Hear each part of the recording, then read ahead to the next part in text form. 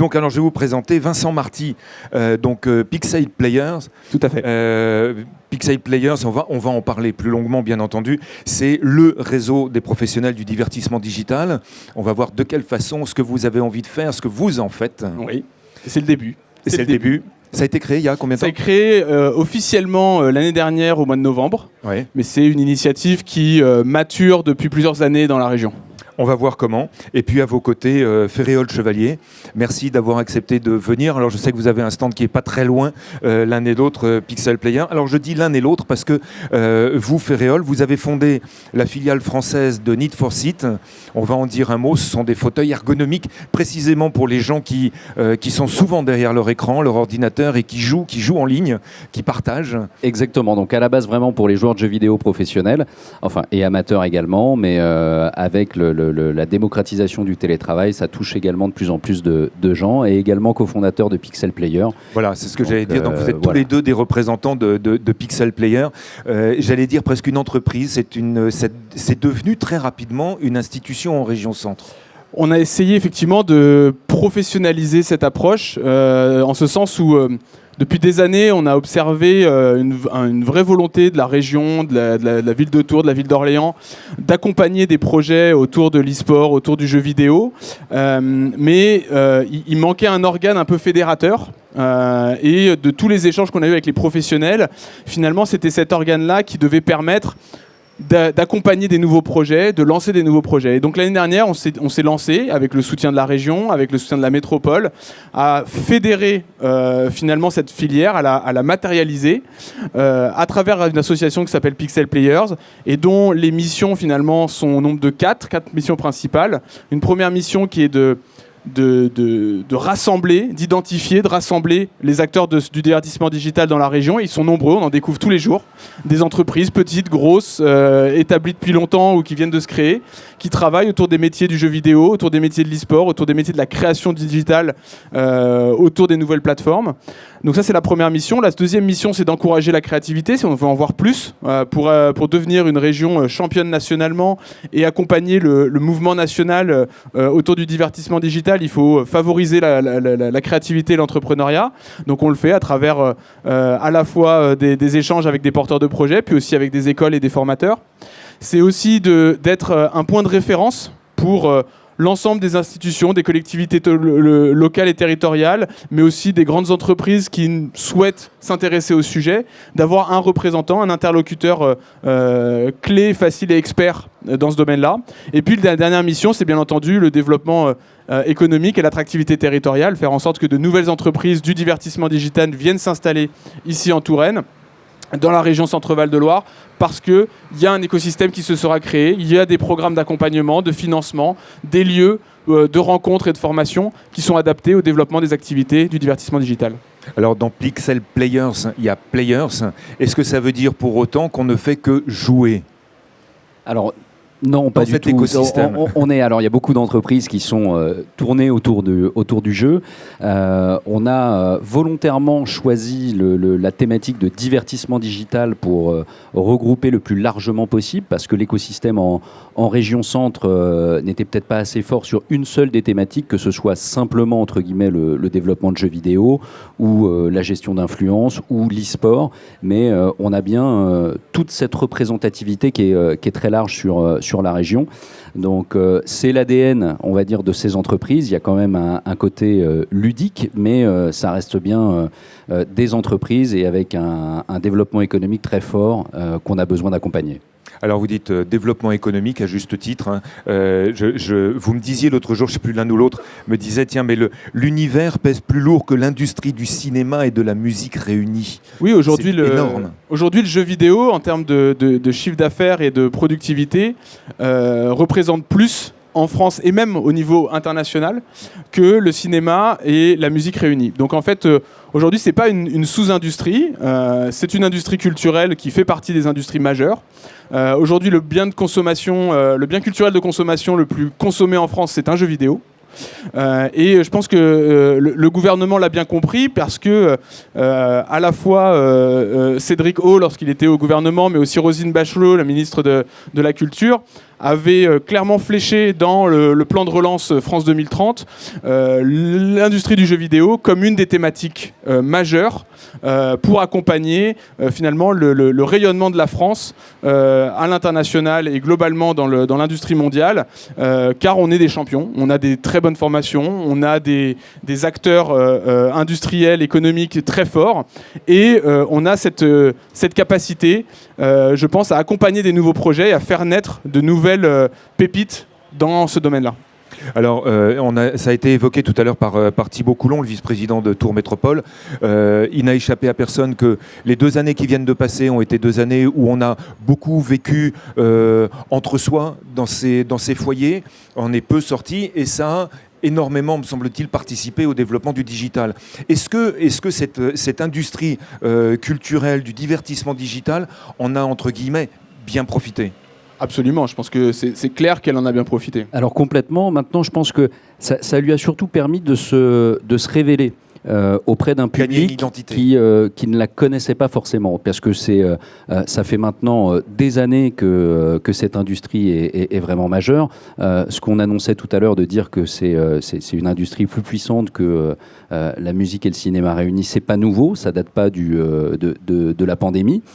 Par contre, il y a eu une prise de conscience parce que il y a beaucoup de gens qui se sont retrouvés chez eux et qui ont découvert de nouveaux usages, donc ça a accéléré tout ça et ça l'a rendu plus visible de tout un chacun. Donc en ça, c'est quelque chose de très positif. Et je pense que ça a eu un véritable effet social ou sociologique, en fait, puisque, comme vous le disiez, pendant la pandémie, on s'est un peu refermé sur soi, on était enfermé dans un petit espace avec les gens proches, et finalement, l'utilisation du jeu vidéo ou des technologies associées au divertissement digital ont permis de développer une sorte d'interaction nouvelle à travers le digital. On a vu des familles qui se sont, alors qu'elles étaient éparpillées aux 4 coins de la France et de l'Europe, se retrouver dans des sessions de jeux en ligne, dans des univers virtuels où simplement on pouvait se connecter et échanger. Et c'est vraiment ça qui, je rejoins le propos de Ferréol, qui a peut-être encore plus démocratisé ou mis en lumière toute cette industrie-là. Alors, je regardais les chiffres malgré tout. C'est une augmentation foudroyante qui s'est passée dans les 3 années qui viennent de passer. Plus 33% des dépenses entre 2019 et 2020. Plus 20% encore entre 2020 et 2021. Les jeux vidéo séduisent par contre davantage un public jeune et masculin, pratiquement moins de 25 ans. Est-ce qu'il ne se crée pas là une sorte de fracture, peut-être une bonne, ou c'est pas forcément une mauvaise, une bonne fracture entre 2 générations ou peut-être même 3 générations, Ferréol, Chevalier? Alors je pense que ça tend à évoluer parce que d'abord notre génération, où on n'est déjà plus dans cette tranche d'âge avec Vincent. Déjà vous et moi on n'est plus dans la même. Exactement, mais on va dire que notre génération a malgré tout commencé à grandir avec cet univers, et donc plus on va avancer dans le temps, plus cette fracture, au contraire, elle va se réduire. Elle va se gommer petit à petit. C'est vrai qu'il y a eu aussi une évolution, et c'est une industrie qui évolue très vite, avec de nouvelles pratiques, avec de nouveaux modes de jeu, donc ça évolue vite, mais je pense que cette fracture, au contraire, elle va se réduire plus on va avancer dans le temps. C'est vrai qu'aujourd'hui, il y a quand même les jeunes et en dessous de 25 et les tranches d'âge au-dessus qui sont pas tout à fait au même rythme, mais ça va évoluer positivement. Et puis, ce qu'il ne faut pas oublier, c'est que souvent, dans la qualification des joueurs, on se trompe un petit peu de dire qu'il n'y a qu'une certaine génération qui joue. En fait, si on regarde, et je crois que c'est le Syndicat national du jeu vidéo qui a publié une très belle étude là-dessus, en fait, on se rend compte qu'il y a plus de 80% de la population française qui joue d'une manière ou d'une autre à des 80%. formes, 80%, à des formes de jeux vidéo. C'est pas forcément les jeux vidéo sur console, comme on peut voir les Fortnite et les FIFA, etc. Mais en fait, on se rend pas compte que la gamification de notre univers, elle est partout. Et donc, les gens jouent naturellement sans forcément s'en rendre compte. Des exemples aujourd'hui, il peut y avoir par exemple tous les systèmes de fidélité. Les systèmes de fidélité que vous avez dans pas mal de boutiques ou d'entreprises, finalement, elles vont vous amener à jouer quelque part. Vous allez avoir une application sur laquelle vous allez avoir des points, puis vous allez pouvoir consommer ces points pour avoir gagner des choses, etc., etc. Donc il y a de plus en plus d'interactions avec ça. Il y a aussi d'autres choses, c'est l'apprentissage. L'apprentissage est de plus en plus gamifié. Il y a des codes qui viennent du jeu vidéo qui sont inscrits dans les apprentissages. On a un très bel exemple ici d'entreprise qui rayonne nationalement là-dessus, c'est Masayus Game Company, qui est une société qui fait du serious game, qui fait des programmes d'apprentissage basés sur des mécaniques issues du jeu vidéo. Donc il y a tout cet aspect-là qui est important à prendre en compte. Il y a effectivement toute la partie, on va dire, plus traditionnelle du jeu vidéo où, oui, on voit nos enfants sur les consoles et sur les ordinateurs jouer à Fortnite, mais il y a aussi tout cet aspect qui est un peu plus on va dire, noyé dans le quotidien, qui fait qu'on est finalement un peu tous gamers. Le jeu devient un outil finalement. Le jeu devient un outil d'intégration dans la société. Absolument. Et quoi qu'on en fasse. Exactement. Et puis il y a aussi, pour compléter ça, il y a aussi tous les jeux mobiles où il y a beaucoup de gens qui jouent sur leur téléphone à des jeux très connus comme Candy Crush ou ce genre de choses, qui ne se considèrent pas nécessairement comme joueurs, alors qu'ils y jouent parfois tous les jours. Parce qu'on n'est pas dans le jeu vidéo tel qu'on l'imagine et on se le représente. Donc, comme le disait Vincent, voilà, il y a beaucoup de gens, 80% quasiment de la population, qui, à un moment donné, d'une manière ou d'une autre, jouent sans s'en rendre compte forcément. Un peu comme Monsieur Jourdain, alors là je parle pour les anciennes générations, comme Monsieur Jourdain faisait de la prose sans le savoir. Exactement. On joue sans véritablement y faire attention. Exactement. Tout à fait. Est-ce que, alors, une question, puisqu'on parle de génération, une question que se posent tous les parents, est-ce qu'il y a un moment où on doit se mettre des barrières pour que le jeu ne devienne pas envahissant dans la vie, plus particulièrement des ados, au moment où se construit le cerveau? Il y a des études là-dessus? Bien sûr, il y a des études. Alors, les études, on peut toujours leur faire dire ce qu'on veut. Il y a des pour, il y en a des contre. Mais d'une manière générale, je pense que comme toute pratique ludique, ce qui est problématique, c'est l'excès. C'est-à-dire que si on fait trop de sport, c'est pareil. Ça va devenir nocif. Si on mange trop, c'est pareil, c'est nocif. Si on regarde trop la télé ou si, voilà, il y a des pratiques comme ça excessives qui sont effectivement nocives. Mais d'une manière générale, il y a aussi beaucoup d'études et de plus en plus aujourd'hui qui montrent que pour les nouvelles générations, les formes d'interaction sociale changent. Et donc, le jeu vidéo est une forme de construction sociale parce que si dans nos années à nous, on jouait tout seul devant sa télé avec sa console, aujourd'hui c'est quasiment plus le cas. Aujourd'hui les gens jouent ensemble, en réseau. Ils communiquent à travers ces jeux-là, ces expériences-là. Et donc il y a de plus en plus d'études, il y a de plus en plus d'outils. Je pense notamment à des outils psychologiques et d'aide à la réinsertion sociale qui se font par le jeu vidéo. Ah oui. Voilà. Il y a ici un chercheur et psychologue qui s'appelle Arnaud Silla, qui travaille notamment avec l'hôpital de Tours et l'hôpital de Blois, je crois, qui développe toute une pratique auprès des enfants et des adultes et des jeunes adultes en décrochage scolaire et décrochage social, de réintégration par le jeu et par le jeu vidéo. Donc une forme de thérapie, en quelque sorte. Une forme de thérapie. Adaptée à ce qu'on vit aujourd'hui, à nos modes de vie sociétaux. Exactement. Alors la région Centre aussi a été une des premières à mener une étude un petit peu sur le sujet autour du jeu vidéo, et il est ressorti que les jeunes qui pratiquaient du jeu vidéo avaient une consommation de biens culturels au-delà du jeu vidéo plus importante que la moyenne nationale. Donc là aussi, on déconstruit et on se rend compte que, contrairement à ce que beaucoup de gens peuvent penser, c'est pas que des geeks qui passent leur journée derrière leur écran et qui sont complètement asociaux, mais bien au contraire, c'est pas parce qu'on pratique le jeu vidéo qu'on ne fait que ça et qu'on n'a pas d'activité à côté. Donc, comme le disait Vincent, l'excès est néfaste.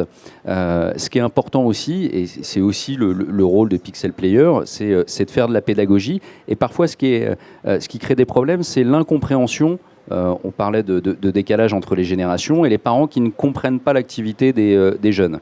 Et donc, plus que trop d'usage, c'est le décalage qui peut se créer de ne pas comprendre l'activité de son enfant. Et donc, c'est ça aussi qu'il faut essayer de résoudre et combler. Et je rajouterais juste une dernière chose, parce qu'on parle beaucoup de jeux vidéo, mais je voudrais aussi élargir, On va élargir.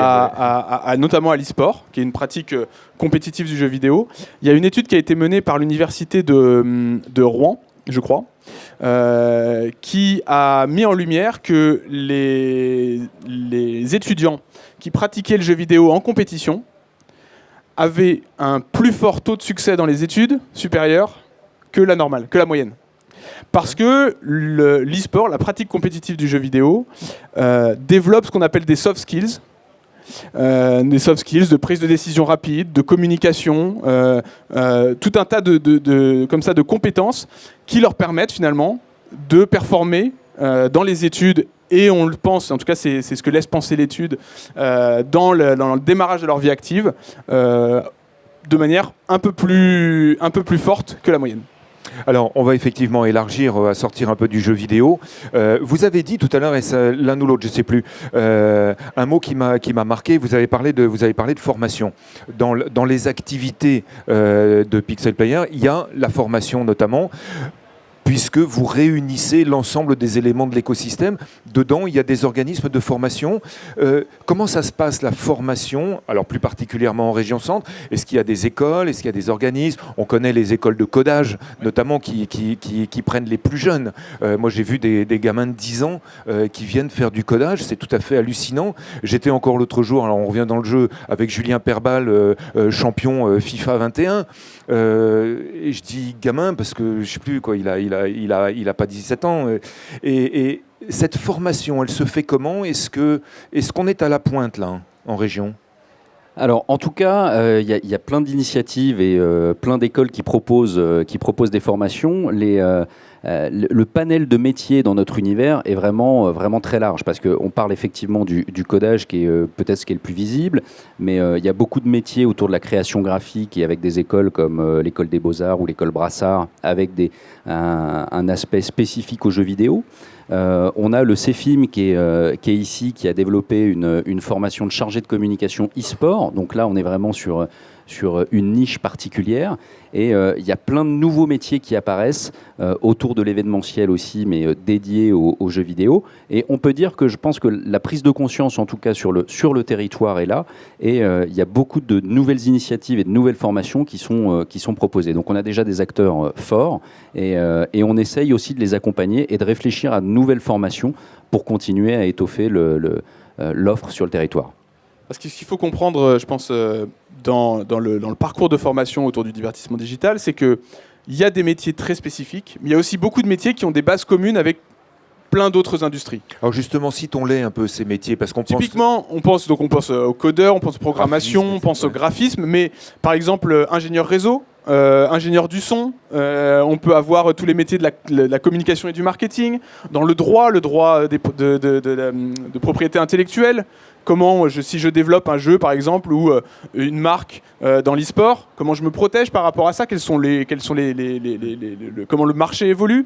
Il y a tous les aspects commerciaux, comment je définis un partenariat, soit avec un produit type jeu vidéo, soit avec un produit type e-sport. Il y a toute la partie événementielle, où on peut avoir des personnes qui sont des régisseurs, des organisateurs d'événements. Bref, on a un panel aujourd'hui de métiers qui est très très large.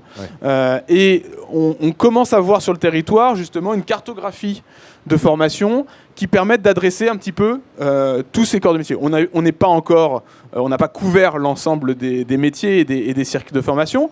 Et je pense que une des choses que nous, on essaie d'amener avec Pixel Player, c'est au-delà de favoriser des écoles ou des circuits de formation spécifiques à notre domaine, c'est aussi de peut-être accompagner les autres formations, écoles, même universités, qui ont des parcours de formation déjà établis à des métiers dont le socle commun peut s'inscrire dans le divertissement digital, à développer une surcouche ou une spécialisation ou un programme spécifique pour intégrer les spécificités de notre industrie. Les écoles de commerce, les écoles de droit Exactement. Ont besoin maintenant, on a besoin d'avoir quelque part dans sa tête une spécialité digitale, parce que vous faisiez référence à ces droits, à ces Absolument. Quand on parle de RGPD et d'autres... on n'y échappe pas dans le jeu vidéo, mais il peut y avoir des spécificités liées à notre industrie, liées aux métiers, liées aux usages, et liées aux technologies qu'on utilise. Est-ce qu'il y a au sein de Pixel Player, justement, est-ce que vous avez des fonctions support, des fonctions qui sont plus attentives, enfin une personne plus attentive justement à ce dont ont besoin les entreprises, ce dont ont besoin les associations, les institutions, pour en référer auprès des écoles et essayer de dire, tiens, attention, là, warning, on a besoin d'une spécialité ou une autre? On a surtout essayé dans un premier temps, et parce que comme le disait Vincent, l'association est jeune, c'est vraiment faire un travail de cartographie, de fédérer l'ensemble des acteurs du territoire pour pouvoir amener la meilleure réponse à chacun de nos interlocuteurs et aux demandes. Donc on est de plus en plus sollicité, donc ça nous fait plaisir, parce que ça veut dire que déjà on est identifié comme un partenaire fort, et on a la chance d'avoir parmi nos adhérents des entreprises dans des secteurs très différents pour pouvoir amener une réponse adaptée à chaque demande. Et on a structuré aussi notre association avec une équipe permanente maintenant.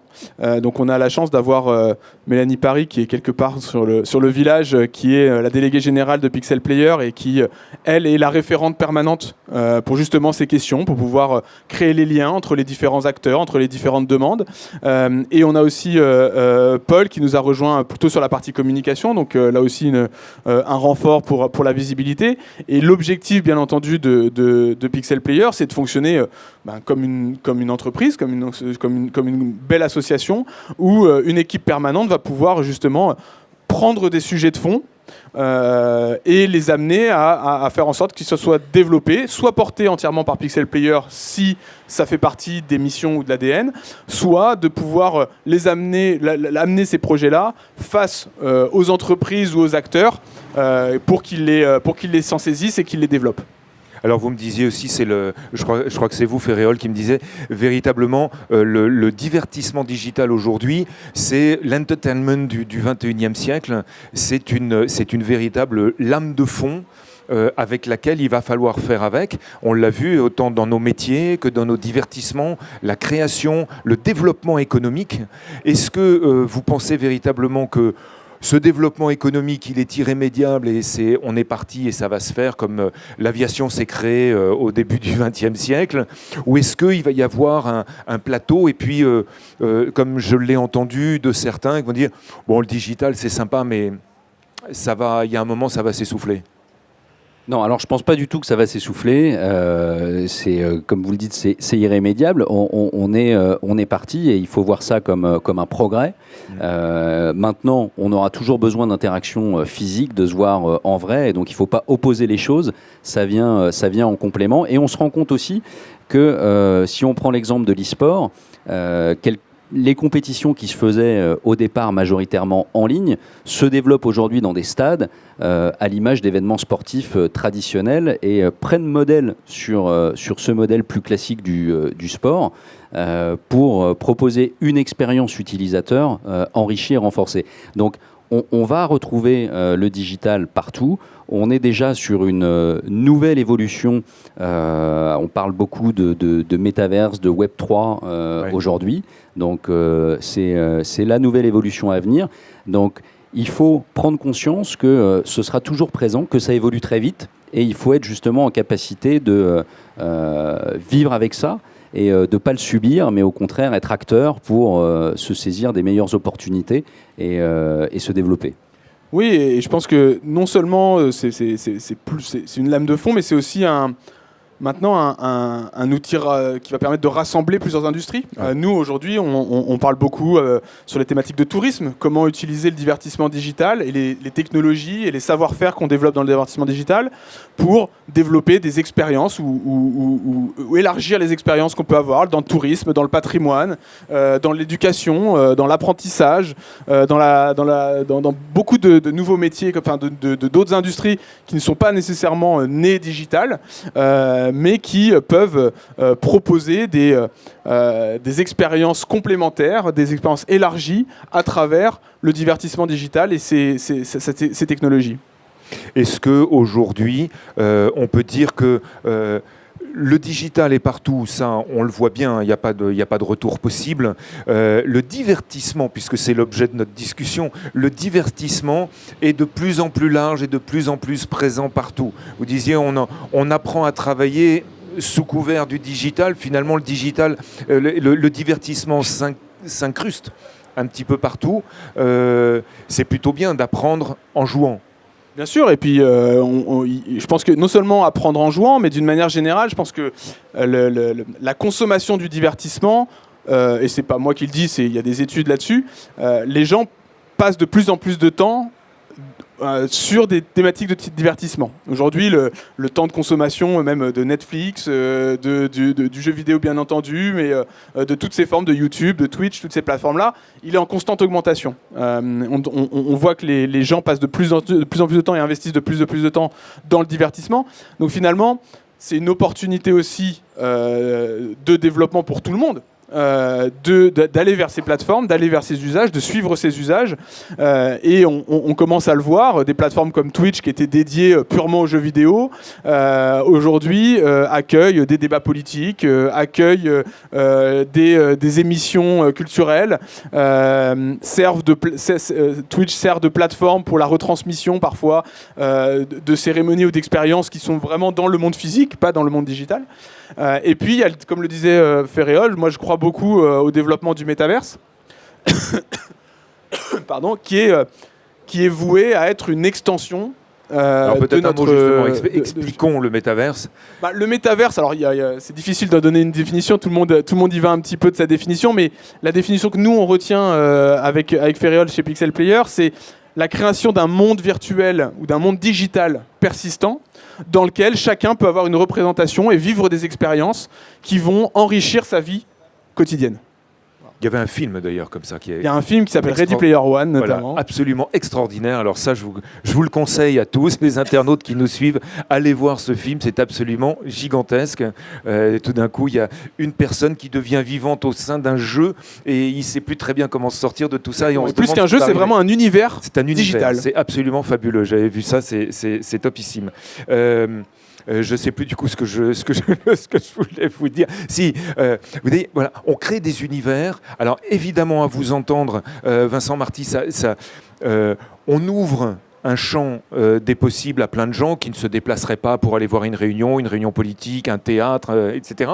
Mais en même temps, on se demande aussi si on ne crée pas une nouvelle bulle, une bulle virtuelle dans laquelle les gens vont se trouver et à défaut du coup n'iront plus sur le terrain, nous rencontrer, se voir, se serrer la main. Alors, moi, j'ai pas du tout cette crainte-là, et je pense que c'est partagé par Vincent. Il faut pas opposer les choses, on aura toujours besoin de contact physique, mais par contre, on a la possibilité d'augmenter nos expériences et d'avoir quelque chose d'enrichi, donc qui va pas venir remplacer, mais qui va permettre de toucher plus de monde. Il faut plus voir ça comme ceux qui ne peuvent pas venir vont avoir accès, plus que comme ceux qui peuvent venir ne viendront plus. Donc pour ça, il faut que nos expériences aussi physiques soient aussi toujours aussi riches et intéressantes. Quand elles ne le sont pas, il n'y a pas plus de monde en physique qu'en digital. Donc par contre, le digital permet d'enrichir l'expérience et d'amener au contraire plus de monde, de rassembler et de fédérer. Ne voyez pas de mauvaise intention à ma question, mais comme on en parle en ce moment, mais non, il ne faut pas que ça vous fasse rire avant. Le cinéma aujourd'hui, l'industrie du cinéma se plaint qu'elle n'arrive pas à retrouver le niveau qui était le sien, le niveau de fréquentation des salles qui était le sien en 2019. Est-ce que justement les plateformes que vous évoquez, que ce soit Disney Channel, Netflix et les autres, ne participent pas de cette difficulté d'une autre industrie qu'on évoquait au début ? Alors moi, je ne pense pas. Alors, d'une partie de la main, peut-être, effectivement, parce que c'est plus facile d'appuyer sur la télécommande et de regarder un film à la demande. Je me fais un peu l'avocat du diable, sûr, là, pardon. Mais... que d'aller se déplacer, payer un billet pour rentrer dans une salle de cinéma. Mais, je pense que l'expérience que l'on a dans une salle de cinéma, enfin, à moins d'investir beaucoup chez soi dans son home cinéma, sera toujours de meilleure qualité. Par contre, moi, ce que je remarque, sans jeter la pierre à qui que ce soit, c'est que les expériences dans les salles de cinéma n'ont pas beaucoup évolué en 10 ou 15 ans. C'est vrai. On a toujours un billet. 30 ou 40 même. Même peut-être 30 ou 40. Bon, après, les sièges sont un peu plus meilleurs et les écrans un peu plus grands, mais elles n'ont pas beaucoup évolué. Et je pense que c'est ça aujourd'hui qu'il faut un petit peu remettre en question, c'est de se dire, finalement, si j'ai la même expérience chez moi qu'au cinéma, à peu de choses près, bon, effectivement, la valeur ajoutée d'aller dans un cinéma, elle peut être remise en question. Si maintenant, on améliore mon expérience quand je vais au cinéma par, je n'ai pas la réponse, mais plein de choses, et ça peut être des expériences augmentées, des expériences plus profondes, des expériences post-film, ante-film, donc il peut y avoir plein de choses comme ça à développer. Je vois pas pourquoi les gens se déplaceraient pas et vivraient pas ces expériences à fond. Gros message de Pixel Player aux propriétaires de salles de cinéma. Hein. Donc là, on est là pour les accompagner. Ce que je veux dire, c'est que nous, on serait ravis de travailler avec des représentants de salles de cinéma pour installer des expériences au sein de ces lieux et de les rendre des lieux finalement encore plus vivants que simplement des lieux de passage peut-être. On parlera dans une autre table ronde, un autre rendez-vous aussi, de tout ce qui est culturel, de la lecture, des livres, les librairies notamment, qui font partie de cet écosystème. Depuis très longtemps, on lit aussi ces livres, non plus en allant l'acheter à la librairie, mais en le commandant via Internet sur une liseuse. Ça aussi, ça fait partie de l'univers Pixel Player et de l'ensemble des gens qui cohabitent. Bien sûr, nous, on essaie de cohabiter avec tout le monde au niveau culturel et divertissement. Donc c'est parfois un peu ténu de trouver la limite entre ce qui est vraiment du divertissement ou pas. Mais la digitalisation de ces expériences-là, clairement fait partie de notre thématique. Et je pense qu'on est là aussi pour essayer d'entendre ces messages-là et travailler avec les adhérents, avec les acteurs et avec les créateurs de nouvelles solutions et d'entreprises à comment on peut répondre à ces problématiques-là. Est-ce qu'il y a des ponts à créer Est-ce qu'il y a des efforts conjoints à faire pour améliorer ou pour développer des nouvelles expériences là-dessus? Pixel Player toujours. Combien aujourd'hui puisque vous avez été créé donc il y a 1 an et demi, combien aujourd'hui de membres, puisque c'est une association loi 1901, combien Exactement. d'adhérents, entreprises, écoles, centres de formation, indépendants? Alors on a une quarantaine d'adhérents aujourd'hui et voilà, vous avez cité à peu près toute la représentativité de l'association. On a des écoles qui nous ont rejoints, on a des indépendants, on a des entreprises privées, on a des entreprises institutionnelles aussi, comme le disait Vincent tout à l'heure, qui ont envie de mieux comprendre notre écosystème. Il faut savoir qu'on est dans un écosystème qui évolue très vite, avec des croissances très rapides. Et c'est important de comprendre ces nouveaux métiers.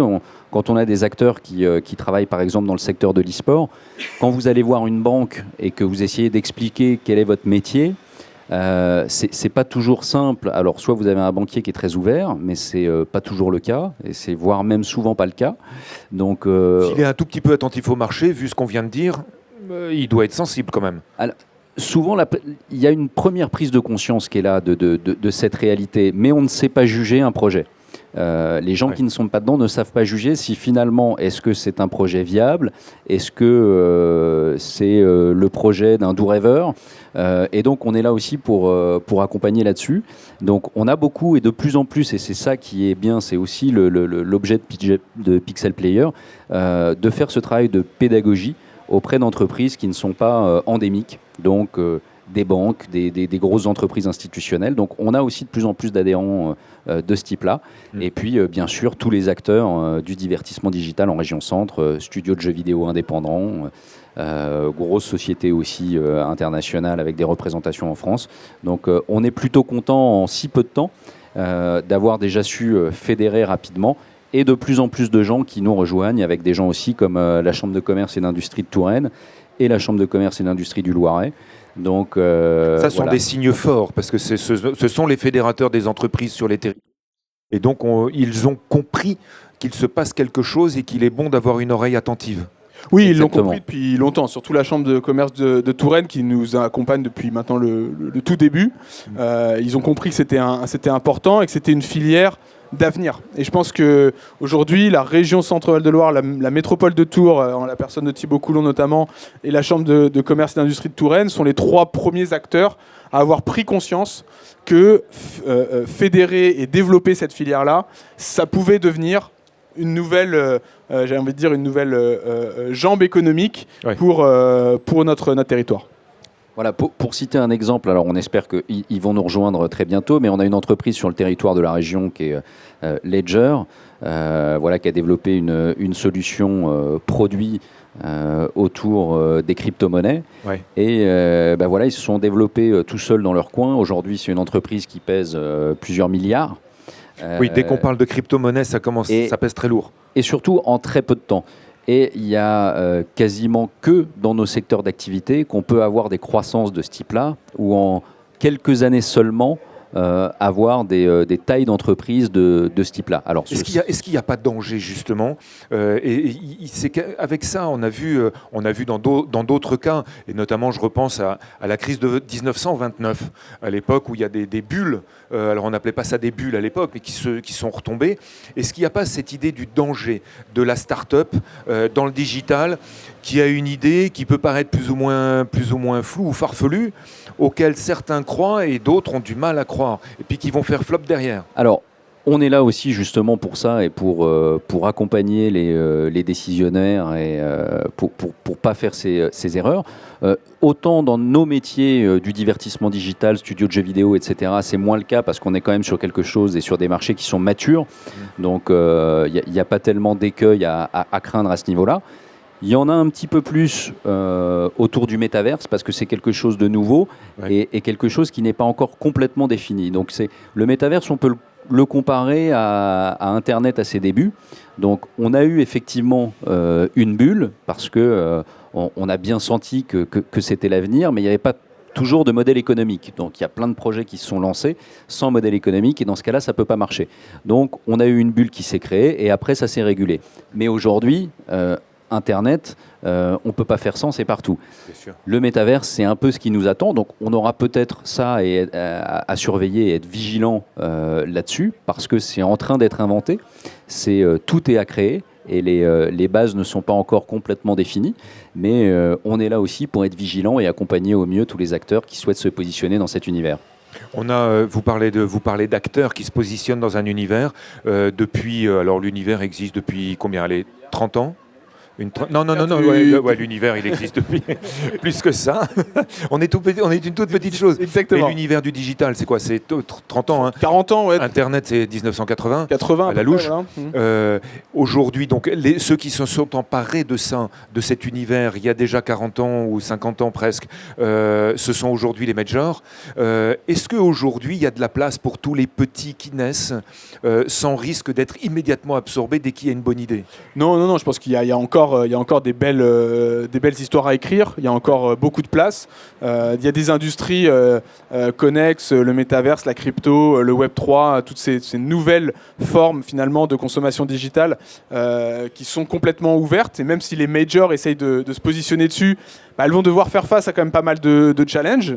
C'est qu'elles ont quand même aujourd'hui une activité qui leur permet pas de faire tout et n'importe quoi et de réussir.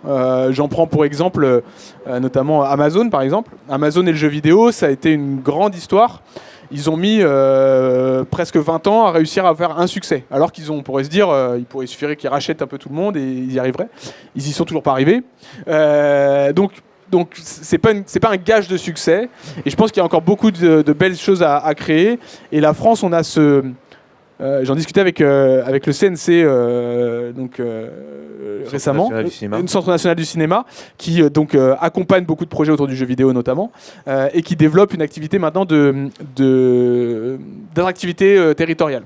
Et donc on en discutait cette semaine ensemble et on se faisait le constat que la France est très souvent positionnée très en amont de l'innovation. C'est-à-dire qu'on est très très fort pour faire de la recherche et développement, pour sortir des nouvelles technologies, pour en développer des nouvelles et les rendre accessibles. Ça, c'est rassurant. Ça, c'est très rassurant. Par contre, ce qui l'est moins, c'est qu'on est souvent un peu plus mauvais à les transformer en opportunités commerciales pour le grand public. C'est-à-dire qu'on se les fait un peu piquer par... ensuite, c'est plutôt les États-Unis, la Chine et des gens qui sont peut-être un peu plus pragmatiques dans leur approche. Et donc ça, je pense que c'est un vrai enjeu pour nous aussi, c'est de se dire que on continue à être fort dans l'innovation, par la formation, par nos universités, par nos programmes de recherche, mais il faut aussi qu'on ait des entrepreneurs qui soient capables et soutenus. C'est-à-dire qu'il faut qu'il y ait des gens qui croient en ces projets-là pour transformer ces innovations en produits commercialement viables et qui vont demain peut-être être les licornes de cette industrie. Et éviter qu'on ait un autre Dailymotion qui disparaisse dans les limbes.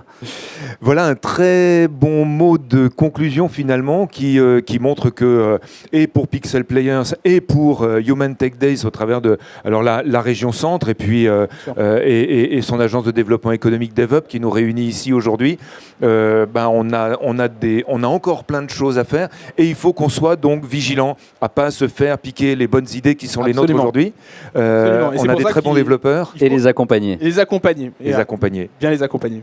Merci à vous deux pour ce que vous faites, Vincent Marty et Ferréol Chevalier. Merci beaucoup. Merci mille fois d'avoir été nous.